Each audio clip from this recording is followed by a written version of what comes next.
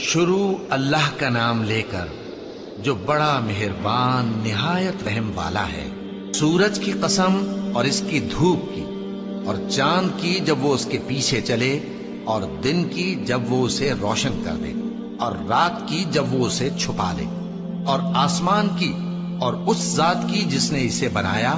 اور زمین کی اور اس ذات کی جس نے اسے پھیلایا، اور نفس انسانی کی اور اس کی جس نے اسے درست کر کے بنایا۔ پھر اس کو بدکاری سے بچنے اور پرہیزگار بننے کی سمجھ دی کہ جس نے اپنے نفس کو پاک رکھا وہ مراد کو پہنچا، اور جس نے اسے خاک میں ملایا وہ نامراد رہا۔ قوم سمود نے اپنی سرکشی کے سبب پیغمبر کو جھٹلایا۔ جب ان میں سے ایک نہایت بدبخت اٹھا